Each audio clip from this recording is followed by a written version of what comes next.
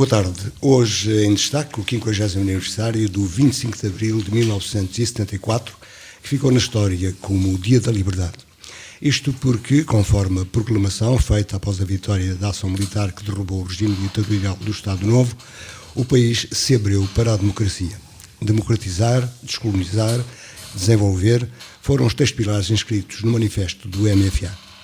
Nestes 50 anos, o país consolidou o processo democrático e alcançou um nível de desenvolvimento na saúde, ensino, liberdades e direitos sociais que, apesar das dificuldades do percurso histórico, também os números respeitantes a alguns dos chamados indicadores estatísticos mostram que está distante para melhor da situação anterior a abril de 1974.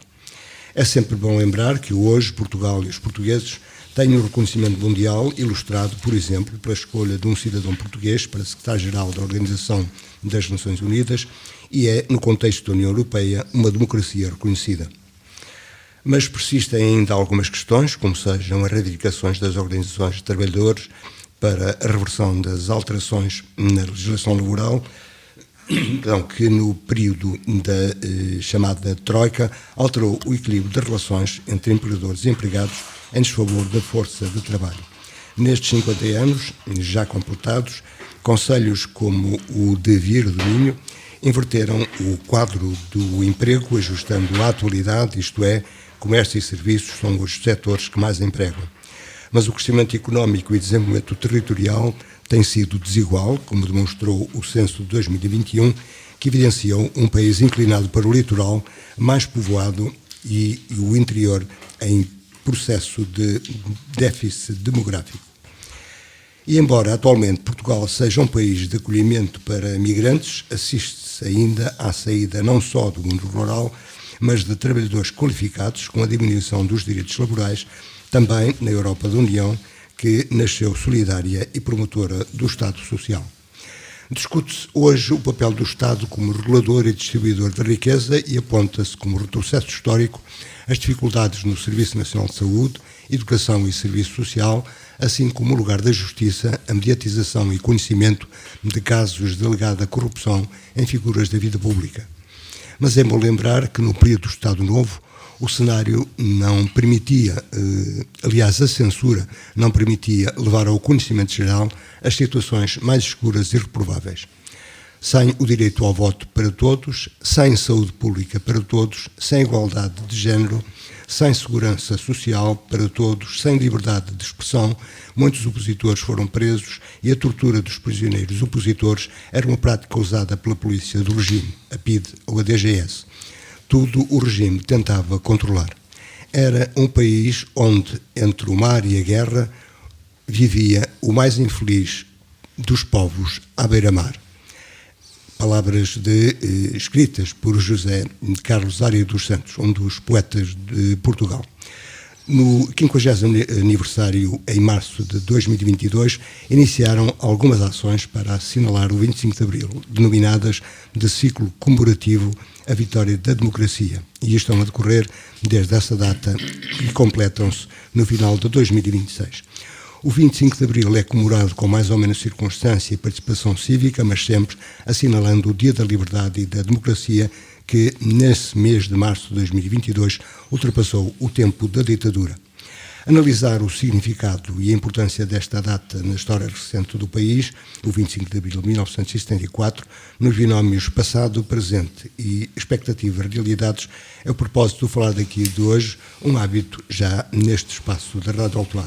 Para isso convidamos e temos em estúdio Carlos Alberto Gonçalves, José Marcos Fernandes e Manuel Carlos Silva, todos professores. Temos ainda um convite que não sabemos se vamos conseguir ter no espaço de tempo desta conversa para Adão Mendes, que foi coordenador da União dos Sindicatos de Braga e também membro da Comissão para a Igualdade no Trabalho e no Emprego. Aos presentes, boa tarde, obrigado por terem vindo, em particular ao professor Carlos Silva, pelo esforço que fez em estar aqui presente hoje, neste período que há de muitas solicitações, e aos nossos companheiros habituais, José Marcos Fernandes e Carlos Alberto Gonçalves. José Marcos Fernandes, vivíamos mesmo num país onde vivia o povo, dos povos mais oprimidos da Europa. É verdade. Muito boa tarde a todos. Uma saudação cordial aos presentes, ao Zé Luís, ao Carlos Alberto, e permitam-me uma saudação muito especial ao professor Manuel Silva, Carlos Silva, porque, como o Zé Luís já disse, fez um esforço suplementar para poder estar aqui hoje, vir lá do litoral, quase, não do litoral, não tanto, vir de Barcelos até Vieira do Minho para partilhar connosco, enfim, a sua experiência. Enfim, como sociólogo tem um olhar muito especial e por isso é de agradecer e de louvar esse esforço que ele fez para estar aqui presente. Mas esta saudação cordial que faço aos presentes é naturalmente também dirigida aos nossos ouvintes neste dia festivo. Sim, este, como o dia há 50 anos, é um dia verdadeiramente festivo. Vendo, ouvindo e lendo o que se vivia há 50 anos e o que se vive ainda hoje, só uma conclusão é possível. A Revolução de 25 de Abril, como outras na nossa história, como, por exemplo, a Revolução de 24 de agosto de 1820, foi verdadeiramente uma boa revolução, que permitiu a Portugal sair do buraco em que se encontrava metido. Se me permitem, precisamente há 50 anos estava eu no Largo de Camões, em Lisboa, a ver as forças comandadas por Salgueiro Maia a aproximar-se do Largo do Quartel do Carmo, e ao meu lado estava um senhor que teve este desabafo. Pensei que morria sem ver esta porcaria, sem ver esta porcaria desentupida, sem ver isto desentupido. E qual era o entupimento? Qual era o entupimento? Pois, exatamente. Era muito fácil saber qual era o entupimento. Era essa falta de liberdade de exprimir uma opinião contrária neste caso, à do regime. Eu, nessa altura, estudava na Faculdade de Letras da Universidade de Lisboa e recordo que, ao entrar da porta, tínhamos um vigilante de cada lado e muitas vezes com cartas na mão para entregar a alunos e a expulsá-los da universidade, precisamente por causa da sua atividade estudantil, das reuniões gerais que faziam, etc. O tempo dos gorilas na universidade. Exatamente, eu presenciei muito deles. Esse é verdadeiramente um exemplo. O que se viveu e escreveu ao longo destes 50 anos, sobretudo o que se vive e escreve nestes últimos dias e nestes últimos tempos, sobre esse acontecimento libertador do povo português, faz-nos crer que com o 25 de Abril algo de novo, algo de luminoso e algo de intemporal nos aconteceu. Livres habitamos a substância do tempo. Não podemos deixar de evocar, de recordar esse verso verdadeiramente luminoso de Sofia. Livres habitamos a substância do tempo. Verdadeiramente, o 25 de Abril... Mas há outras palavras que queremos recordar, as de Manuel Alegre. Mesmo nesse tempo entupido, nessa noite mais triste, em tempo de solidão, houve sempre alguém que resistisse, sempre alguém que dissesse não. Exatamente. E dizia não porquê? Esse outro verso é também ele maravilhoso, porque de facto nos permite evocar e reconhecer e louvar aqueles que ao longo dessa longa noite, foram verdadeiramente estrelas. Eu já uma vez aqui recordei aquele monumento ao 25 de Abril que se encontra no fundo da Avenida da Liberdade, no Parque de São João, que aparentemente é um monumento que pouca gente repara, mas que representa a história de Portugal como se fosse um pergaminho enrolado e em que se nota que no princípio há umas estrelas, mas depois há um longo percurso que não tem estrela nenhuma. e depois aparece aqui uma estrela, aparece ali outra estrela, e chegamos assim perto do século XX e começam a aparecer muitas estrelas, e finalmente aparece uma figura feminina exuberante, coroada de estrelas, e que no fundo representa essa liberdade que ou sai, a Quarta República, que sai dessa noite escura. E só para terminar esta primeira intervenção, esta manhã, ao abrir um primeiro jornal, li esta frase: em abril, sonhos mil. E era um texto até bastante literário, que dizia assim: era uma vez uma velha cidade chamada Esperança. Claro que esta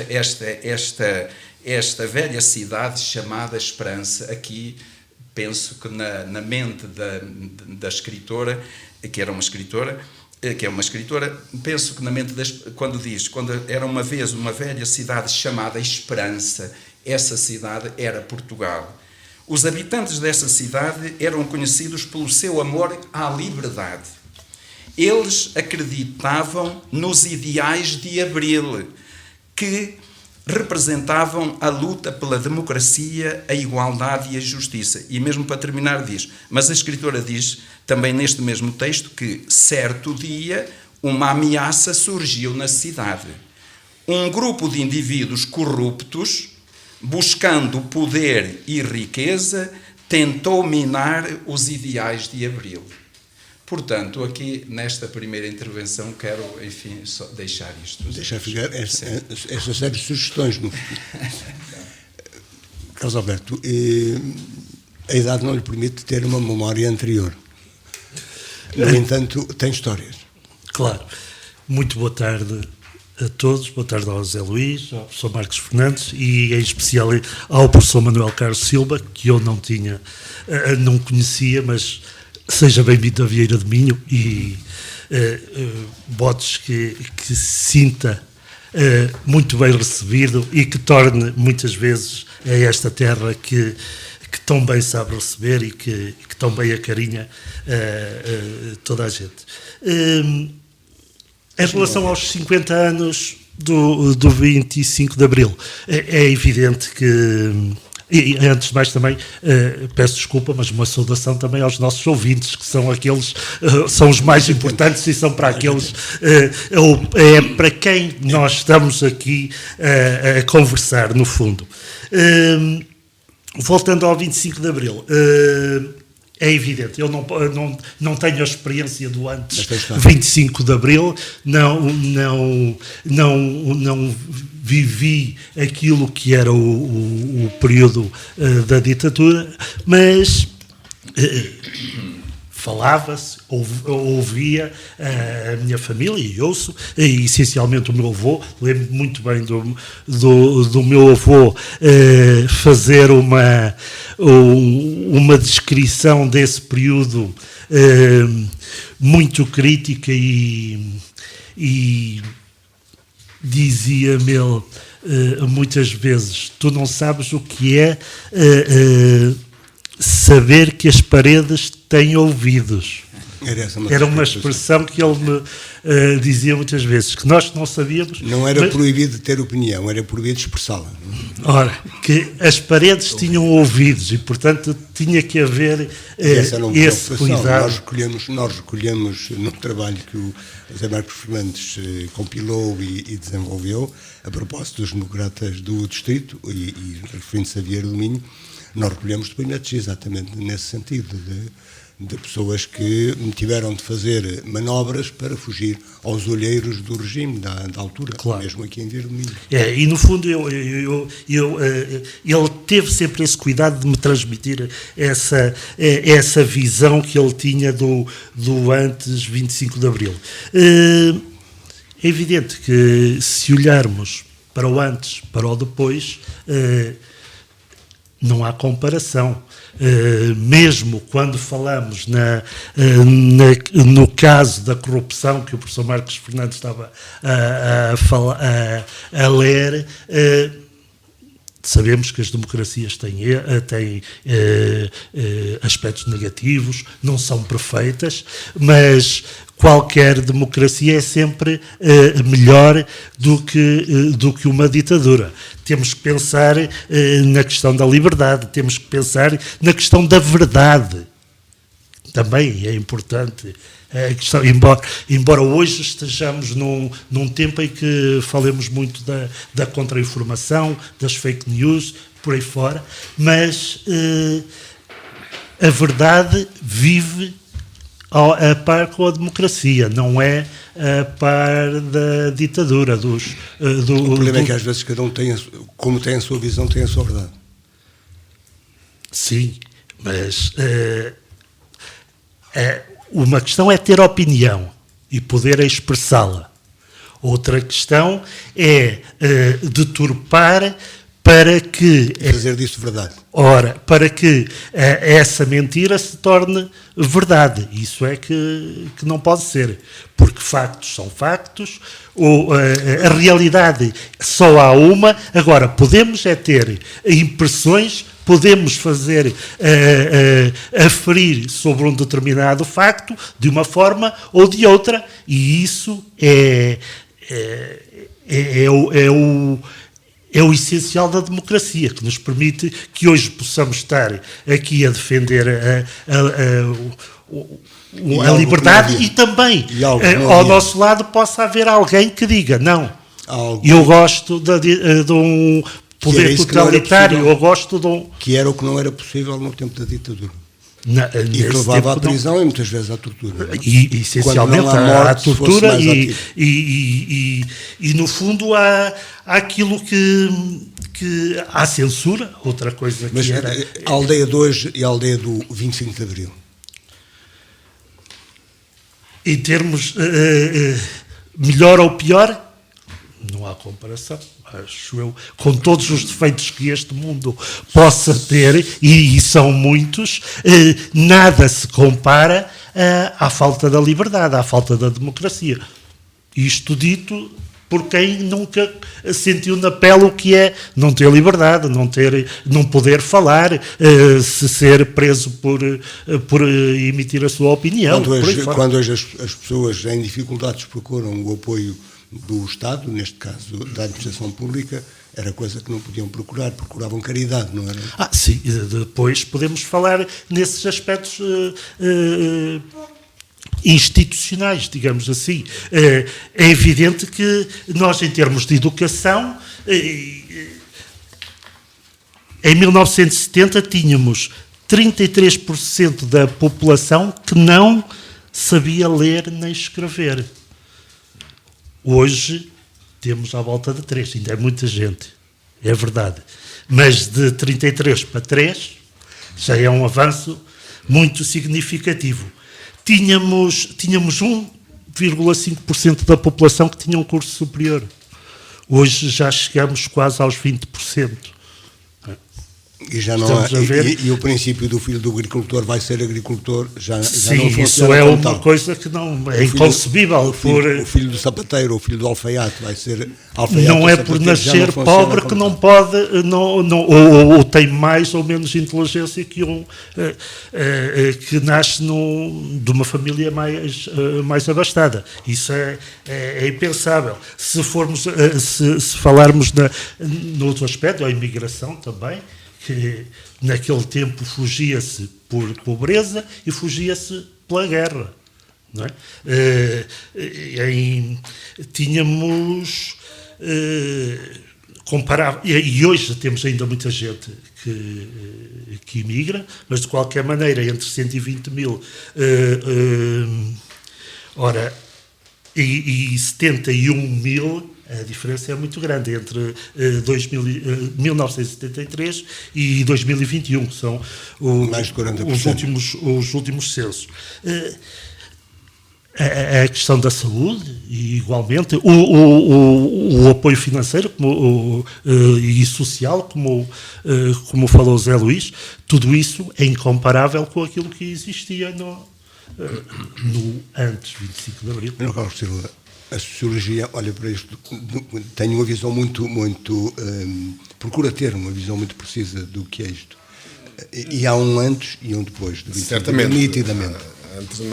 Certamente que há um antes e um depois que devemos marcar, apesar ainda dos impasses ou até ameaças de retrocessos. Eu creio que há avanços que houve nestes 50 anos que não podemos, obviamente, deixar de ter presente. Mas antes disso, permita-me que, antes de mais, agradeça o convite feito pelo José Luís e saúde muito em particular os meus colegas de painel, o Carlos Alberto e o José Marques, que nos conhecemos da universidade, das nossas trocas de ideias, etc., que muito convergentes, em grosso modo, mas eu creio que neste momento, nesta época de comemorar os 50 anos de 25 de Abril de 74, eu acho que temos que ter muito presente que o fim do longo pesadelo de 48 anos do fascismo e a conquista da democracia, das liberdades individuais, sindicais, partidárias, associativas, etc., não podemos esquecer a conjugação de vários fatores. Primeiro, as lutas dos trabalhadores ao longo de décadas e dos movimentos estudantis, também é importante ter presente, sobretudo nos anos 60 e 70. Depois, as longas lutas e combates desde os princípios do século, desde o início dos anos 60, dos movimentos de libertação. Depois, certamente, também, mas não menos importante e decisivo, foi o MFA, obviamente. Ou seja, um regime que é implantado pelo Exército acaba pelas contradições internas e, sobretudo, a questão da guerra colonial, por ter a grande contestação a partir de dentro do próprio Exército, das Forças Armadas. E, portanto, isto acho muito importante. E percebia-se nessa altura, quem teve a oportunidade de viver entre militares, cumpriu o serviço militar com alguma atenção, que a guerra desgastava e não era bem compreendida por alguns. Não era compreendida como uma guerra do país. Justamente. Eu creio que a partir do momento que inclusive os capitães de Abril perceberam que a partir de reivindicações ainda corporativas, mas que era necessário ir ao fundo do problema e resolver o problema na raiz, que era derrubar o regime, eles acho que fizeram um trabalho excelente de preparação. Deixe-me só dizer uma coisa, eu estava em março, eu fui um dos que foi refugiado para a Holanda, primeiro para a França e depois para a Holanda.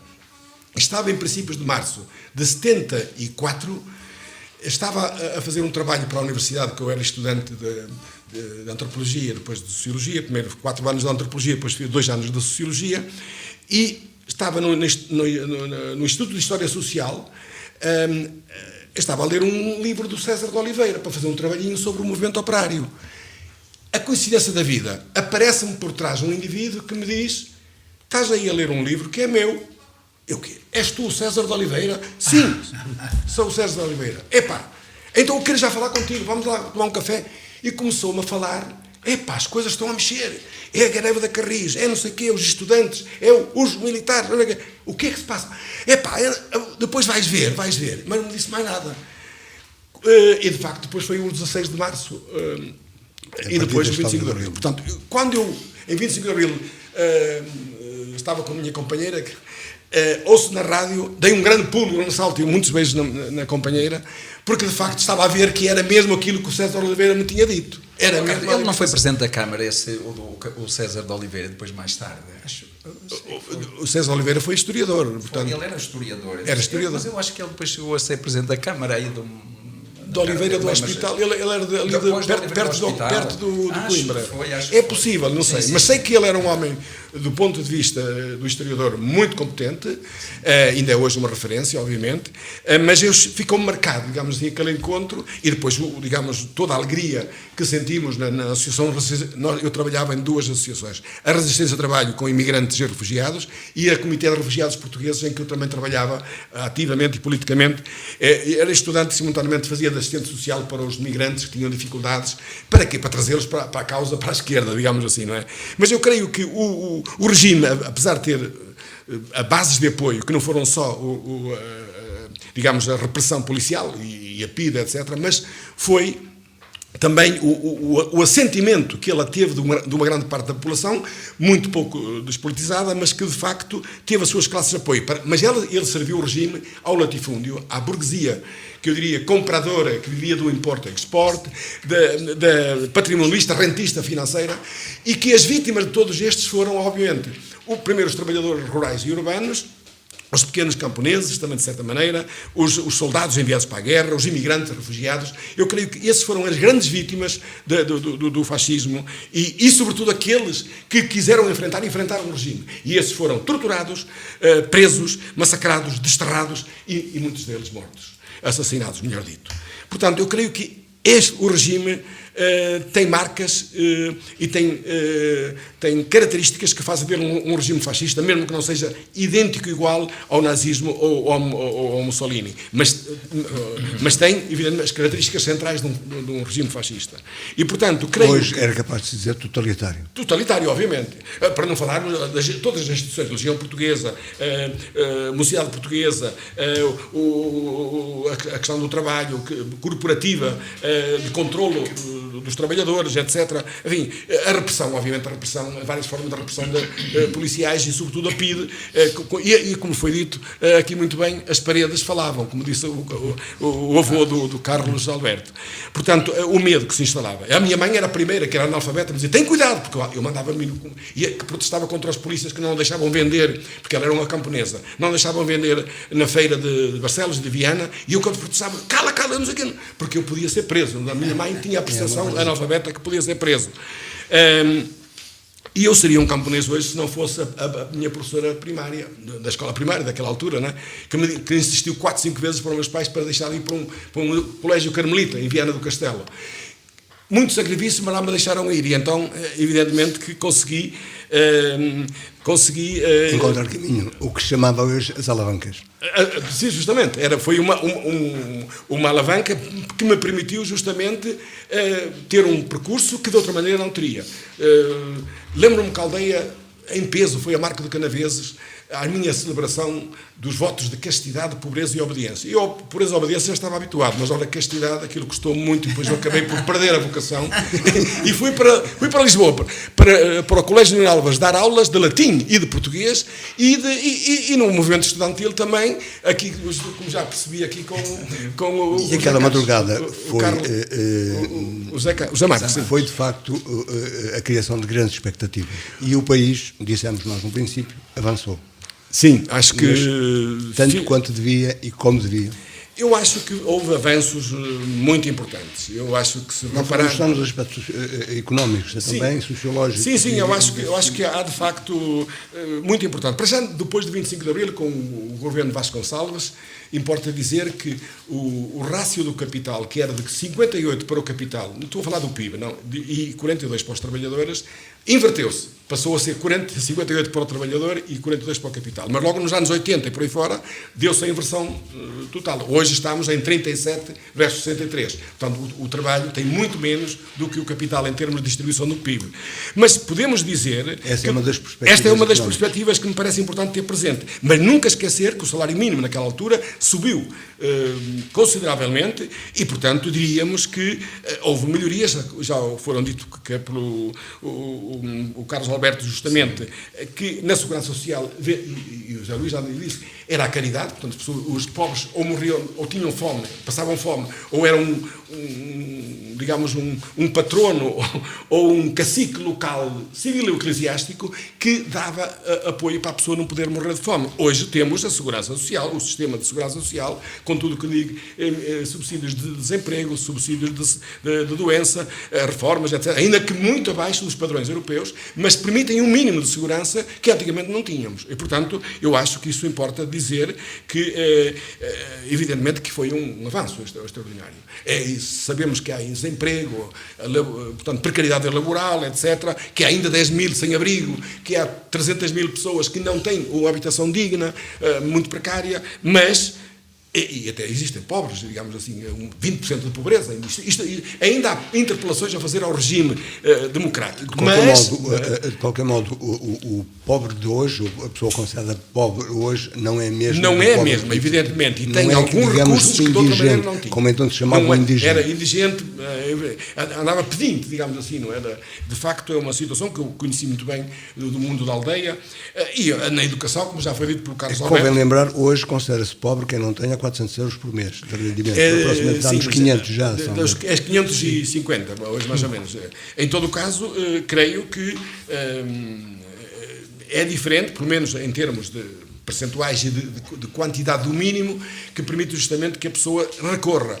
Embora, digamos que estas situações são alimento, muitas vezes, de forças de extrema-direita que muitas vezes demagogicamente se aproveitam destas falhas do próprio regime e, nesse sentido, creio que há que avançar mais nesse sentido. Como o tempo também está a avançar, vamos também avançar para isso. E exatamente nesse sentido. Como é que 50 anos depois nós vemos aparecer no país forças políticas chamadas de extremas, portanto, extremas e populistas, que defendem algumas destas ideias do passado. Sim, e tem a adesão de 20% dos portugueses, aproximadamente 18%. 18%, evidentemente. E é algo que nos deve fazer refletir a todos os com muita juventude. Inclusive na juventude. Há aqui diversos. Creio que não está feito ainda um estudo sociológico dos apoios reais destas votações, mas o que nós podemos inferir, e que eu posso inferir, se me permitirem, de estudos que fiz sobre um trabalho sobre a questão do racismo e depois agora também um trabalho sobre a habitação nas ilhas e nos bairros populares do Porto e de Braga, o que eu posso inferir, não só dos inquéritos, mas das entrevistas, isso já foi nos anos 2018, o do racismo foi anterior, mas o do trabalho sobre os bairros populares, dos anos 2018 e 2019, quando perguntadas as pessoas o que é que vocês achavam, o que é que achavam, então diziam, ou nenhum partido servia, os sindicatos tão pouco, quando muito associações de moradores e alguma associação de beneficência, etc. Portanto, ou então não votava em nenhum partido, ou votava no Partido Socialista. Portanto, seria os dois. De resto, minoritários, inclusive o PSD, digamos, também a amostra é muito restrita, não é? Mas, em todo caso, a esquerda não tinha também grande expressão, a esquerda, estou a falar à esquerda do PS, e, portanto, as pessoas refletiam um sentimento de assentimento, uma resignação fatalista, porque não tinham perspectivas de saída, digamos assim, não é? E, portanto, alguns até têm algumas posições também de defesa de pessoas, tudo isto é corrupção, então, portanto, a generalização desses factos é que torna, de facto, mais preocupante. As pessoas, quando não têm consciência política, quando deveriam, penso eu, buscar alternativas, creio eu, à esquerda, para resolver os seus problemas, o facto é que as experiências que elas têm dos partidos que têm estado, digamos, rotativamente no poder, estou a falar do PSD, CDS e também do PS, obviamente, ao não resolver esses problemas, e a pobreza persistir e grandes situações, e algumas situações continuarem, creio que fez um descrédito bastante alargado face aos partidos, digamos, dominantes, digamos. Mas a esquerda também... De qualquer maneira, foi nesse grupo de partidos dominantes, os chamados 5 partidos da democracia, ou fundadores da democracia, que nasce. Sim, é daí que nasce. Uma parte nasce esta parte do populismo. Parte sai daí, mas depois aliado a outras posições. Se nós formos ver o programa do Chega em 2019, é um programa com muito tendencialmente, que dizem que é antissistema. Eu desmontei isso do Ricardo Marchi, que é um professor do ISCTE, a dizer que era antissistema. Não é antissistema, ele é o mais duro e autoritário do sistema. Portanto, o resto é totalmente demagogia. Portanto, o que se passa é que ele colhe perante uma população despolitizada, melhor, não informada, e que acaba por, nesses slogans, ter um eco. E esse eco social acaba por ter a expressão votando. A minha sobrinha dizia na aldeia, tio, eles não falam, têm vergonha, mas eles vão votar todos, chega. Uma grande parte, dizia ela. E é isto, ou seja, o descontentamento leva a que as pessoas, pela calada, vão votando naquilo que pode ser, entendem eles que seja um salvador. Que, de facto, me parece que, obviamente, não é de modo nenhum, mas, em todo caso, cria a ilusão de que eles podem ser a alternativa. Mas temos que estar atentos, justamente não só entre jovens, também pouco politizados, que ou vão para o IEL ou vão para o Chega, e, sobretudo, as pessoas digamos, ainda com certos laivos de conservadores, etc., que acabam por votar neste partido. Mas eu creio que há aqui também outra questão que é importante, é justamente aquilo que se passou. E deixa-me só dizer aquilo que se passou na demissão do Primeiro-Ministro, a partir de um parágrafo que eu considero, pelo menos hoje está a provar-se cada vez mais, é a própria relação que diz que não há... Estou a falar dos arguídos, mas ele era suspeito. Como é que se lança um parágrafo de suspeição sobre o Primeiro-Ministro que sabia que a conclusão era que ele ia demitir-se? Portanto, falta aqui saber se estamos perante um lawfare. Lawfare é a intervenção da Justiça, no Ministério Público em particular. Falta agora saber se há mais mentores nessa questão e que, de facto, possa ter feito e provocado esta viragem à direita e à extrema-direita. Nós estamos a falar aqui, Zé Marcos Fernandes, exatamente daquilo que se tem visto como uma falha dos partidos, dos chamados partidos tradicionais, como agora se põe com aspas, evidentemente. E a situação que chegamos de 50 anos depois de 25 de Abril, nós vermos jovens, de acordo com os estudos feitos, jovens mais voltados para a direita mais populista, não é que a direita e a esquerda em Portugal seja toda assim, não é? E porquê? E porquê? Zélio, primeiro, felizmente que celebramos o 25 de Abril e este ano celebramos essa data que foi de facto uma data refundadora da nossa história, o acontecimento mais importante da história contemporânea de Portugal, e eu aqui sempre me ocorre o célebre poema de Fernando Pessoa, O Infante, na mensagem: cumpriu-se o mar e o império se desfez. E depois, Senhor, falta cumprir-se Portugal. Portanto, este é um momento, de facto, para também evocarmos, recordarmos esse acontecimento refundador, porque de facto, encerrou-se nesse dia, ou com esse acontecimento, com essa revolução... Mas não há nuvens.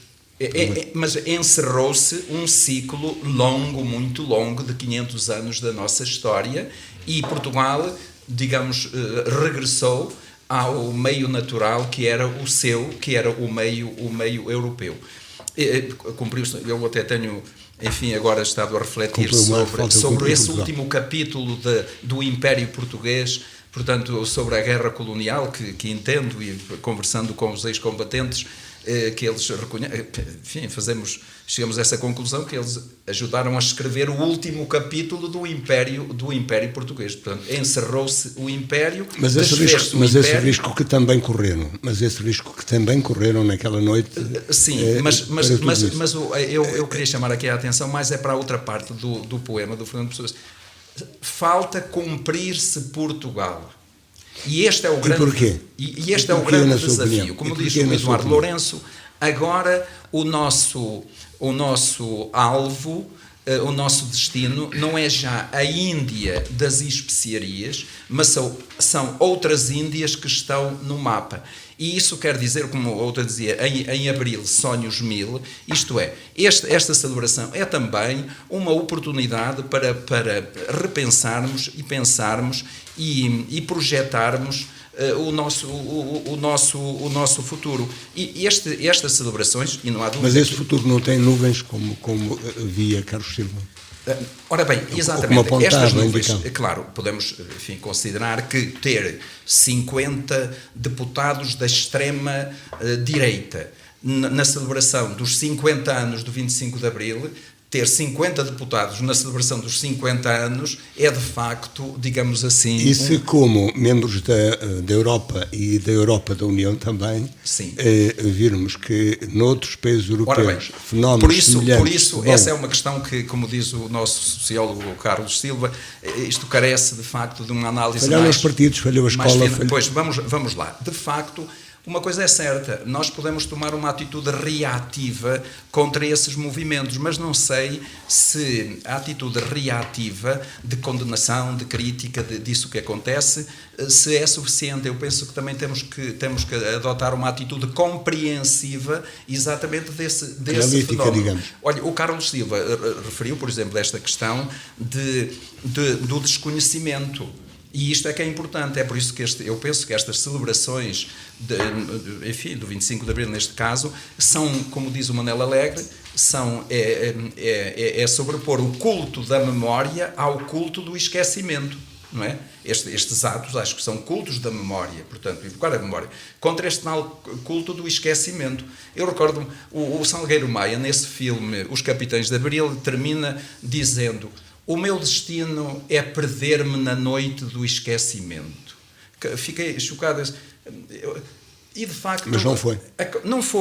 Não foi, exatamente. Eu enfim, se permitem, e com esse nome, e como o Zé Luís também já falou há bocadinho desta oportunidade, evocarmos aqueles que no passado, que nessa longa noite resistiram, disseram não é verdade? E são muitos, são tantos, além daqueles movimentos de que o Carlos Silva falou, o movimento estudantil, o movimento operário, o movimento militar, etc, etc. Portanto, tudo isso é importante, e estes democratas que nós também temos aqui à nossa porta, e portanto permita que também recordemos aqui estes nossos, como o Zé Luís Albuquerque, que evocamos aqui o nosso primeiro presidente eleito na democracia, o Dr. Carlos Magalhães, que esteve na PIDE, no Porto, preso, não é verdade? Quer dizer, eu já vi o recibo do que ele pagou por ter sido preso. E porquê? Porque era da oposição. Porque era da oposição em 1949. Não concordava. Na eleição do... Não é porque fosse mau, era porque não concordava com o regime. Não concordava, exatamente. Por ser da oposição... E mesmo se passava com outra das figuras, Augusto Peixoto. Assaltaram-lhe a casa em Roças e lá o levaram para o Porto, para a PIDE. E depois aqueles outros que temos aqui, portanto, o Augusto Peixoto, etc, etc. Mas, Zé Luís, só uma última coisa. Relativamente a este fenómeno do Chega e dos jovens, que isso é que é preocupante, os jovens. A minha questão é o seguinte: nós aqui, quase todos, não, 3 pelo menos, podemos considerar-nos da geração do 25 de Abril. E a geração do 25 de Abril tinha ideais. E a minha grande dúvida é esta. Se tivesse aqui jovens, e às vezes tenho pergunta, ouçam lá, mas porquê é que vós lutais? Por que causas é que vós lutais? Quais são as vossas causas? Onde é que vós quereis chegar? O que é que vós quereis? Hoje vem-se muito encaminhadas para as causas ambientais. Ora, exatamente, isso aí é natural. De facto, nota-se em alguma juventude que a causa ambiental é de facto uma causa séria. Mas uma que me preocupa muito, e vejo... Porque as novas gerações, estas gerações atuais, não se organizam e se movimentam contra a banalização da guerra? Que a meu ver, é um fenómeno com o qual estamos confrontados. Eu admiro-me porque é que não vejo jovens fazer essas manifestações contra a guerra e contra a banalização da guerra. Isto para dizer que... Isso, a importância que tem a comunicação social e o que pode... Eu não sei o que a nossa juventude atual, esta juventude que votou no Chega, queria que perguntassem quais são os seus ideais, e comparando com os ideais da geração de 25 de Abril. Alberto, não é só o Chega, é esta falta de, como já foi referido por ambos os parceiros do painel, esta falta de consciência política, de consciência cívica, que parece existir nos mais jovens. Sim, parece que às vezes temos a democracia como uma certeza, um dado garantido, e que não é preciso fazer mais nada para que ela continue a prevalecer no futuro. E isto porquê? Porque é verdade que há desilusão nos jovens, é verdade que há algumas dificuldades na nossa sociedade, há a questão da habitação, há a questão dos salários, há a questão do desemprego, há tantas questões que podem afligir e devem afligir as famílias e deve ser motivo de preocupação. Não são comparáveis com aquilo que tínhamos antes. Mas também, se calhar, é isso que faz desacreditar um bocadinho quem esteve estes anos todos a governar o país. Houve então excesso de expectativas não realizadas. Não, eu não diria, na minha opinião, eu acho que as expectativas nunca serão por demais. Acho que quanto mais expectativas tivermos e quanto mais lutarmos por aquilo que achamos que é bom, acho isso positivo. Agora, não sabemos que nem tudo é nós não conseguimos as coisas de uma forma fácil, nem, temos que lutar também pelas coisas, e a democracia é exatamente igual como tantas outras. Nós temos que lutar pelos ideais democráticos e temos que fazer tudo para que possamos demonstrar que neste momento, segundo aquilo que conhecemos, e eu é o que eu conheço, e certamente que concordarão todos, que a democracia é aquele sistema que nos permite ter liberdade, que nos permite poder escolher quem nos governa, que nos permite também, se não gostarmos, alterarmos o governo, alterarmos toda a situação de um país. Agora, também há outra face. A democracia também permite que os outros possam pensar de forma livre e possam pensar de forma oposta àquilo que nós pensamos. E daí aparecem então os grupos mais extremistas, mais radicais, em que, de certa forma, vão causando colocando alguma areia na engrenagem democrática. Mas o que é que fazemos? Qual é a forma de lutar contra esses movimentos? A proibição, eu entendo que não será através da proibição. Mas a formação de consciência, agora, a escola pode ser uma delas. Através da sensibilização, da educação, da prova que o pensamento deles poderá estar errado e eles poderão optar por outras, mudar de ideias, por outra ideia e tentar fazer ver que aquelas formas deram errado noutros sítios e noutras alturas, noutros tempos. Porque a questão aqui e já agora, em relação à guerra, o porquê, e acho que concordo plenamente com o que o professor Marcos Fernandes disse, a banalização da guerra. É verdade. Mas isso é um papel. E é verdade porquê? Porque nós encontramos, às vezes parece que encontramos guerras boas e guerras más. Parece que se for um a fazer a guerra é uma guerra boa, se for outra a fazer a guerra, já é má. Isso, uma guerra é má, seja em que sítio for do planeta, seja com quem for, partindo do lado mais à direita ou mais à esquerda, ou seja, de onde for. É como uma ditadura. Uma ditadura tanto é errada uma ditadura de direita, como é errada uma ditadura de esquerda. Não... Mas, Manuel Carlos Silva, temos aproximadamente mais 5 minutos. Há desilusão nas pessoas, porque houve expectativas excessivas que foram criadas. E outra pergunta que se faz também, e acumulando, há desilusão sobre os chamados partidos tradicionais, sobre a sua prática? Pode, pelos vistos, segundo até alguns estudos, indicam, de facto, alguma desilusão com os partidos tradicionais que falámos há pouco.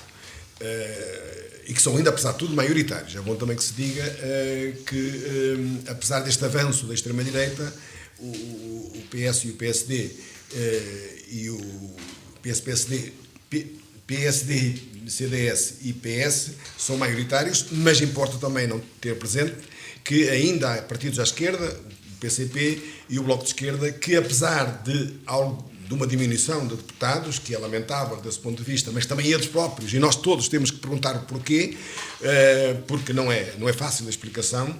Em todo o caso, creio que era importante reter que, mais uma vez, os avanços e as conquistas que foram feitas nos 50 anos, que é bom relembrar àqueles que possam estar distraídos ou não estar atentos, que já foi dito aqui na questão da educação, os avanços que houve, não só no alfabetismo, que já foi dito aqui pelo Carlos Alberto, mas também o estabelecimento da rede pré-escolar, a escolarização do ensino básico e secundário, a diminuição do abandono escolar, o avanço, por exemplo, do ensino superior, que em 70 eram cerca de 0,8% da população e hoje são 20 e tantos por cento, e sobretudo a feminização da conclusão dos cursos superiores, que até as mulheres hoje são, de facto, maioritárias desse ponto de vista. Mas eu queria dizer que, em relação às mulheres, para já, um avanço extraordinário. Antes do 25 de Abril, a mulher não tinha direito, não tinha os mesmos direitos jurídicos ou políticos que o homem. Tinha que pedir autorização para ausentar-se, teria que, para dispor dos seus próprios bens, tinha que ter autorização do marido, etc, etc. Portanto, hoje, o direito constitucional e o direito de família tratam em paridade homem e mulher. É certo que houve avanços, graças também aos movimentos feministas, mas importa dizer que a mulher ainda hoje, no sector privado, recebe, em média, menos de 16% que os homens. E tem a grande carga do trabalho laboral e o trabalho doméstico, sobretudo o trabalho doméstico, cerca de 2 terços. Ou seja, as mulheres são prejudicadas na carreira, sobretudo nas chefias organizacionais. É bom também que se diga que na saúde houve um extraordinário avanço com o Serviço Nacional de Saúde, se compararmos com o passado, em termos de indicadores da tuberculose, de número de médicos e de enfermeiros, apesar de deficientes, eram muito mais deficientes antigamente. A esperança de vida de 67 passa para 84. Portanto, houve avanços e importa dizer a todas as novas gerações que o 25 de Abril trouxe, de facto, conquistas importantes. E isso é bom manter. De outra maneira, pensamos que é tudo só corrupção. Claro que a corrupção, como no Brasil, serviu para tudo. Serviu para a extrema-direita desbancar. E hoje não há censura.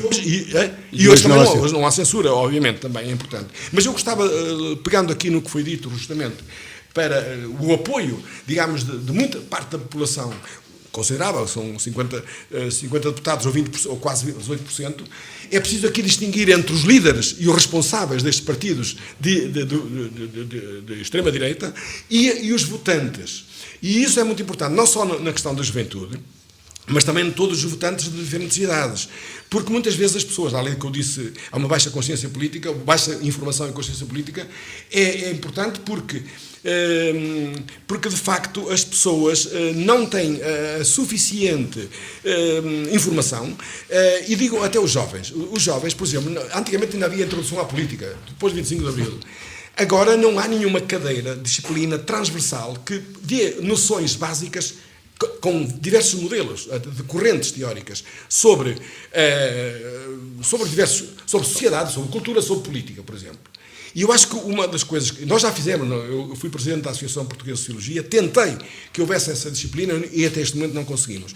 Mas antropólogos, politólogos, sociólogos deviam de fazer um esforço, cientistas sociais, para que os jovens tivessem melhor preparação do ponto de vista da informação.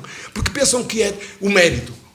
A Ilha chega, o mérito, esquecem que é um senso comum, como se todos pudessem ser excelentes, não é possível. Portanto, ou seja, o que há para lá, e às vezes o mérito compra-se.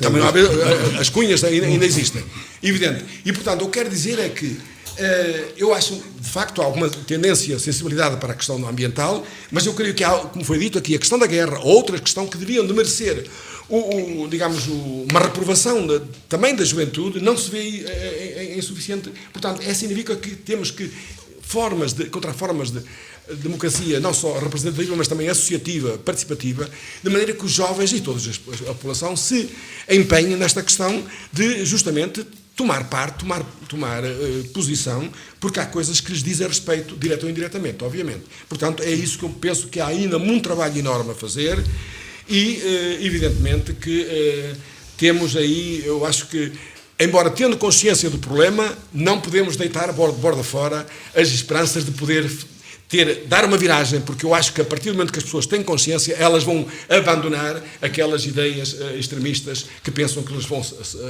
salvar, digamos, a situação. E valeu a pena, naturalmente. E vale a pena. Portanto, o 25 de Abril, sempre, eu acho que possivelmente até um outro a médio e longo prazo que seja mais, mesmo até de orientação mais socialista, que seria muito importante. É uma opinião. Zé Marcos Fernandes, meio minuto só, para concluir. Valeu a pena. Nem sequer me permites que eu recorde, porque há aqui um impulso também para irmos ao passado, que eu recorde temos que controlar o tempo, que estava na mesma casa. Que o nosso visitante de hoje. Esteja à vontade, eu acho que estamos à vontade. Eu estava, só para recordar um episódio, na noite do 25 de Abril, há 50 anos, eu vivia na mesma casa onde, em 1910, no 5 de outubro, estava o vieirense, o nosso biógrafo, o Padre Alves Vieira. Vivia ele viu passar na rua Saraiva de Carvalho, em Campo de Ourique, viu passar o rei Dom Manuel a caminho do exílio. Do exílio. E eu vivia nessa mesma rua, na rua Saraiva de Carvalho, ali perto do cemitério dos Presidentes, e desta curiosidade. Claro, e chegamos a este dia inicial. Um vieirense, esteve na Revolução de 1910 e eu estive na de 1974. Bom, eu termino só dizendo o seguinte, que faço um voto de fidelidade dinâmica aos ideais de Abril.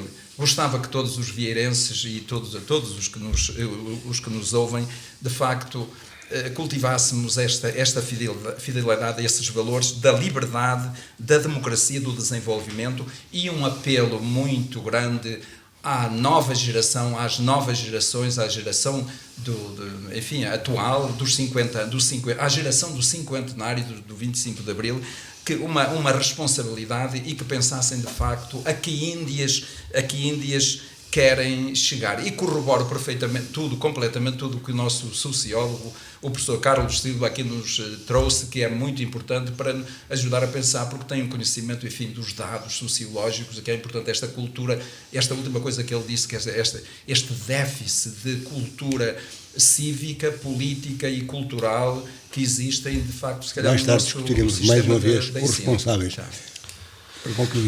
Para concluir, é evidente que a conclusão só pode ser positiva. Ao fim de 50 anos, com tudo aquilo que se passou nestas 5 décadas, nós só podemos concluir que valeu a pena o 25 de Abril. Agora, está tudo feito? Não está tudo feito. Temos que continuar a lutar, quer pelos ideais de Abril, quer,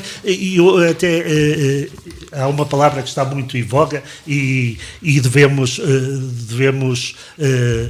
falar nela, que é a inclusão. Nós temos que incluir também esses que estão mais à margem, e se calhar quando conseguirmos incluir todos esses que se sentem mais à margem, certamente que iremos ter uma democracia melhor e mais desenvolvimento, mais liberdade.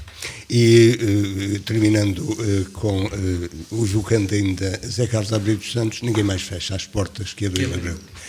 Eu agradeço a presença mais uma vez do professor Carlos Alberto Gonçalves, José Marcos Fernandes, e também do professor Manuel Carlos Silva, que nos deu o gosto de termos aqui e de ouvirmos com atenção e com respeito. Todos. Eu aqui agradeço imenso que tenham convocado para esta reflexão conjunta. Muito obrigado. Espero que não seja a última. A companhia do Carlos Alberto e do José Marcos. Aqui nas faldas da Serra da Cabreira. Espero que não seja a última. Assim, onde quer que nos tenha escutado, fizemos mais uma conversa à volta do 25 de Abril, depois temos falado com a visão também do painel do painel feminino que aqui esteve na última semana.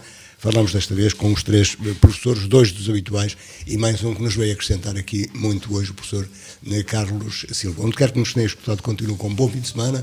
2 dias vamos continuar a falar daqui. Boa tarde.